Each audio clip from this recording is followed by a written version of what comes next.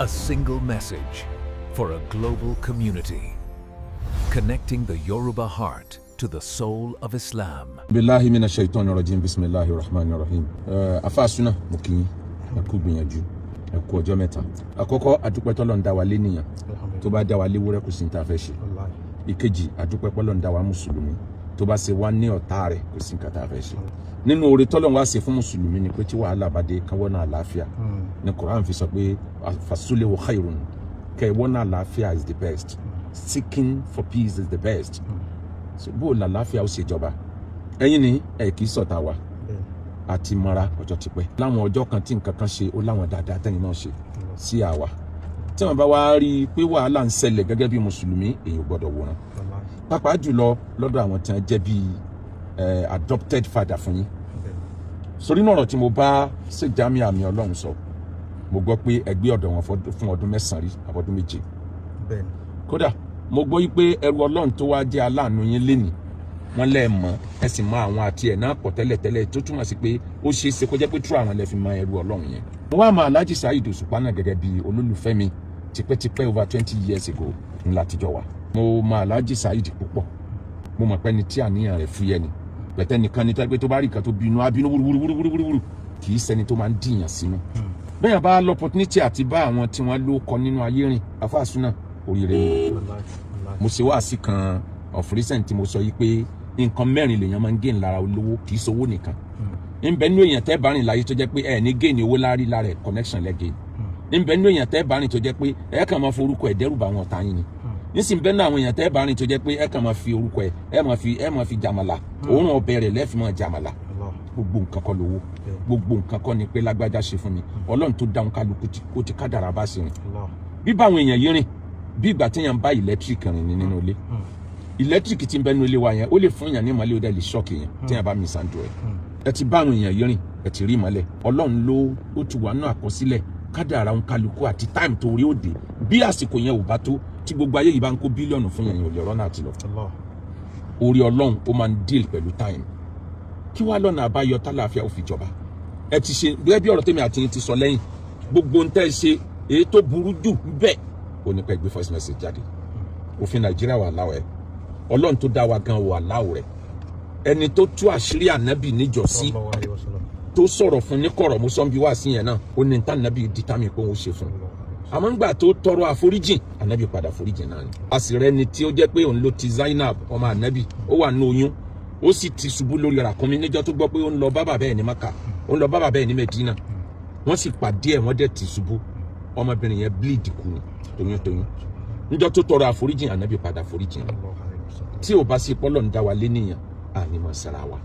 ìsúnmọ́ra ẹni la fi ń ṣẹra ẹni ejò kì í sàn ẹni tó bá jìnnà sí ẹni tó bá close sí ni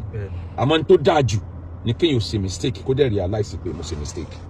èyàn ò lè jàrí tán èyàn ò dẹ̀ lè jẹ̀bi tán gbogbo àwọn tẹ́ ẹ jọ ń fa ọ̀rọ̀ yìí náà àwọn náà ò lè jàrí tán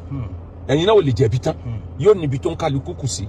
bẹ́ẹ̀ tọmọdé bá ṣe àgbà ọmọdé ni abẹ́bẹ̀ bàgbà bá ṣe ọmọdé náà ni abẹ́bẹ̀ tá a bá wá ń dárúkọ àgbà Ọlọ́run fi ọjọ́ orí tó àgbà bọ́lọ́run bá ti gbé ẹnìkan sípò àgbà ipò bàbá kéèyàn gbà pé ipò bàbá lélẹ̀ àti sí jámí àmì Ọlọ́run àti ọba orin Saheed Òṣùpá kò sí ẹni téèyàn lè bájà nù wọn tínú tèmi náà ò dùn àmẹ́yìn náà wá ní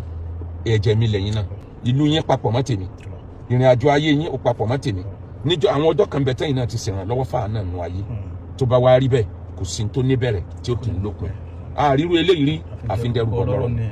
àwọn olóṣèlú tí wọ́n para wọn lọ́mọ yanra wọn bàn níjọ́ campaign tí wọ́n ìbáwọn náà tún padà jọ ṣe yìí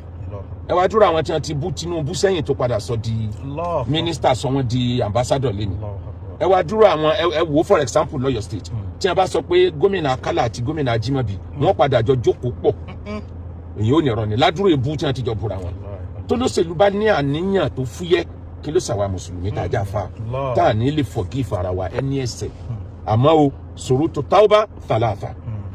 3 ni májẹ̀mú tútúbá àkọ́kọ́ ni kẹ́ni tó ṣe mistake kó realize pé n tí mo ṣe yìí àwọn èèyàn sọ fún mi pé mo kókù díẹ̀ mo gbà bẹ́ẹ̀ pé mo ṣe mistake ìkejì ni kó regret n tó ṣe pé n tí mo ṣe yìí ò dáa ìkẹta ni kó dà níyàn kó ò ní padà síbẹ̀ mọ́ kó máa wá ṣe dáadáa míì kó fi follow ẹ̀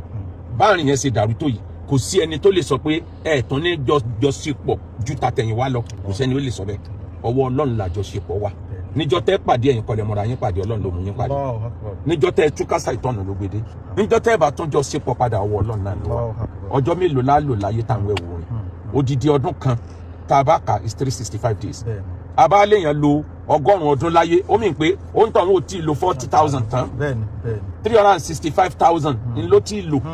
so ọdún mélòó la fẹ́ lò láyé tá a sọ pé ìjà lásà máa jà àfi ká wọ́n náà àlàáfíà so ìdí nìyí kódà bínú sì ń bí àwọn tọ́rọ̀ kan màá fẹ́ kẹ́yìn ó gbé ọwọ́ pé ẹ ṣàforíjì fún mi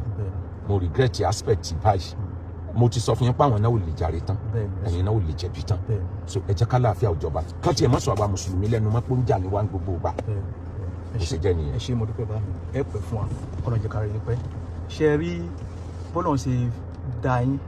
tó wá fi yín sí olórí fún wa nílẹ̀ Yorùbá tẹ̀tún wá ń play role peacemaker Ọlọ́run jẹ́ ká wá yín ti báyìí gbogbo nǹkan tọ́lọ́run bá ṣe fún yín Ọlọ́run ní fọwọ́ bàjẹ́ kan mo dúpẹ́ bàbá mi Ọlọ́run jẹ́ ẹ̀gùn lẹ́nu ẹ ṣe mo dúpẹ́ mo ń fi àkókò yìí torí ẹ̀ tẹ̀ ti sọ̀rọ̀ ẹ̀ ní sọ̀rọ̀ tán ẹni bí ọmọdé bá ṣe àgbà ọmọdé náà ni ó bí àgbàlagbà bí àgbàlagbà náà tí wọ́n bá ṣe ọmọdé náà ni ó bẹ àgbàlagbà tó eléyìí tí mo fẹ́ ṣe léni Ọlọ́run jọ̀ọ́ ṣàforíjẹ̀ṣẹ̀ ṣe fún mi mo máa ń fi àkókò yìí mo fi ń bẹ gbogbo ọmọ Nàìjíríà jákèjádò gbogbo àgbáláyé ẹ foríjì mi mo wá ń bẹ Alhaji wa King Dr. Saheed Òṣùpá Olúfìmọ Mátàgbàmọ́lẹ̀ ẹ mọ̀ pé ọmọ yín ni mo jẹ́ ẹ mọ̀ tinú tẹ̀yìn pé ọmọ yín ni mo jẹ́ ẹ jọ̀ọ́ ẹ foríjì mi mo ń fi àkókò ìtún bẹ gbogbo Olúfìmọ jákèjádò gbogbo àgbáńlá ayé gbogbo tó ṣẹlẹ̀ kò dùn mí náà nú ṣùgbọ́n gbogbo ẹ̀dá ò lè rìn kó rí ọmọ mi. kò sí ní tó kọjá àkọọ́lẹ̀ ti kù àkọọ́lẹ̀ aburú kò ní kò lè wá lórí ẹ dákun ẹ foríjì mi nítorí Ọlọ́run àti tànábì. sallallahu alaihi wasallam. mo tún wá ń fi àkókò yìí bẹ Sheikh Jamiu Ajadi Sunusi àmì Ọlọ́run lótìtọ́ lọ́jọ́ orí mo jù yín lọ sọpọ ipò àgbàlẹwà Ọlọ́run ló gbé yín sípò bàbá lè jẹ́ fún mi bàbá ipò bàbá lẹ wà torí pé bàbá náà ni mo máa ń pè yín tipẹ́tipẹ́ ẹ foríjì mi nítorí Ọlọ́run àti tànábì mo tún wá ń fi àkókò yìí mo ti ń túbà mo ń tọrọ àforíjì lọ́wọ́ bàbá wa Kọ́lá Olóòtú ọmọ Àdábánijà lẹ́ẹ̀kan sí bàbá tó káwọn ti foríjì mi mo tún wá ń tọrọ àforíjì lẹ́ẹ̀kan sí. bá a sọ̀rọ̀ lẹ́ Yorùbá. bẹ́ẹ̀ ni bàbá mi ẹ foríjì mi kọ́lọ̀ jẹ́ kẹ́ ẹ gùn lẹ́mí fún wa mo tún wá ń fi àkókò ìtọrọ àforíjì lọ́wọ́ Chief Sunday Adéyẹmọ Ìgbòho Òòṣà owó bàbá dá mi bá mi nítorí gbogbo kíbi tí ọ̀rọ̀ yìí ti gbà kó dùn yín tó fi kàn yín tó fi dùn yín ẹ jọ̀ọ́ ẹ foríjì mi nítorí Ọlọ́run àti tànábì mo tún wá ń fi àkókò ìtọrọ àforíjì lọ́wọ́ Alhaji Oríyọmí Òkìkí ọmọ Amsat Òkìkí bẹ́ẹ̀ ni foríjì mi nítorí Ọlọ́run àti tànábì ẹ jọ̀ọ́ ẹ dúpẹ́ lọ́wọ́ yín. Inna Allaha Ghafurur Rahim. mo tún wá fẹ́ dúpẹ́ lọ́wọ́ bàbá mi Sheikh Sanu Shehu bàbá ṣe gudugudu méjì àmẹ́fà Mufassiru àgbà fún bẹ́ẹ̀ ni pípè lọ́tún pípè lọ́sì àfáà súnà mùsùlùmí gbogbo wa báyìí mo dúpẹ́ lọ́wọ́ yín kọ́lọ́jẹ́ kárí yín pẹ́ bẹ́ẹ̀ ni mo tún dúpẹ́ lọ́wọ́ Sheikh Habib Babalagbaji ẹ ṣé mo dúpẹ́ àti gbogbo àwọn tó pè mí pátápátá jákèjádò gbogbo àgbáńlá ayé ẹ ṣé. tó ní parí àti ní kókó ẹ ti tọrọ àforíjì màá lo ọ̀pá orin kan fún Haji Saheed Òṣùpá màá lo ọ̀pá orin kan fún Sheikh Jamiu àmì Ọlọ́run tí Alhaji Saheed Òṣùpá tí mo fẹ́ lò tí mo dẹ̀ fẹ́ kán tẹ̀lé gẹ́gẹ́ bí ẹni tọ́lọ̀ ti gbé sípò àgbà èèyàn àgbà nǹkan mọ́ra ni ẹ gba ìgbín yìí mọ́ra ni o torí ibi tẹ́ ń lọ tẹ́ ti dé ibi tẹ́ ń lọ sí pọ̀ o tẹ́ bá lẹ́ẹ̀ máa jùkò lójú ọ̀nà òkú ọ̀tàn kéèyàn tó débi tẹ́yìn lọ kí ni nǹkan tí mo fẹ́ lò ni pé Saheed Òṣùpá náà ló ti sọ o torí ọ̀rọ̀ Saheed Òṣùpá bígbà tá a mú dictionary ni ó ní ẹni tó ṣẹ̀ gan ẹni kó ṣe sọ́ọ̀rì àbí kò ní lè ṣe tó bá ti ṣe ó tán gbàmígbàmí lè yan gbà wọn ìgbà mẹ́sẹ̀ mẹ́rù ẹni òyìnbó fẹ́ràn ló máa ń lọ sàtìmọ́lé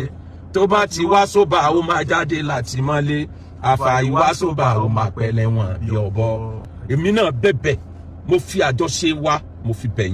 yín mo fi ọ̀rẹ́ yín pàtàkì olólùfẹ́ yín gan àwọn méjì mo fi bẹ̀ yín mo fi Alhaji Pasuma Alhaji wa ọ̀gá ńlá Pasuma mo fi bẹ̀ yín gbogbo ẹbí Olúfìmí àti gbogbo ẹbí ọ̀gá ńlá ẹ má bínú nítorí Ọlọ́run àti Olúfìmọ Royal Parliament Olúfìmọ Royal Parliament ẹ má bínú mo fi Ọlọ́run bẹ̀ yín nítorí president nítorí ibi tí Alhaji Saheed ń lọ bàbá Bariga ẹ má bínú bàbá Bariga èèyàn mi pàtàkì ẹ má bínú ẹnì kejì tí mo tún wá fi bẹ̀ yín lẹ́yìn tọ̀gá ńlá mo fi Alhaji Saheed ìbílẹ̀ mo fi bẹ̀ yín mo fi Alhaji Saheed ìbílẹ̀ mo fi bẹ̀ yín mo fi bàbá tó bí yín mo fi bẹ̀ yín mo wá fi màmá tó bí yín mo fi bẹ̀ yín gbogbo àwọn yìí mo wá kó gbogbo wọn sábẹ́ Ọlọ́run mo fi wọn bẹ̀ yín ẹ wá rí ti Alhaji wa Fadilatu Sheikh Muhammadu Jamiu Sunusi àmì Ọlọ́run umbitu anna Rasulullahi hawadani wàlá àfọwọ́rin dá Rasulillahi mahamunu. ẹnìkan ló bú ya ànábì ó bú bàbá ànábì ọ yákàyáká ẹ umbitu anna Rasulullahi hawadani ó bú ó ṣe gbogbo ẹ àwọn tí wọ́n bẹ lẹ́gbẹ̀ẹ́ ànábì tí wàá lérí pé ń jọ ọwọ́ bàbá kò sí táwọn ò ní fi ṣe. Allah. ọwọ́ ayọ́ ọlọ́ba Abubakar lẹ́yìn àbí Umar òru lọ́yọ́ débẹ̀ wọ́n á mú déwájú ànábì ọwọ́ pé ẹni tí ń tijú ló mú lẹ́yìn wá everybody káwó kènyìn pé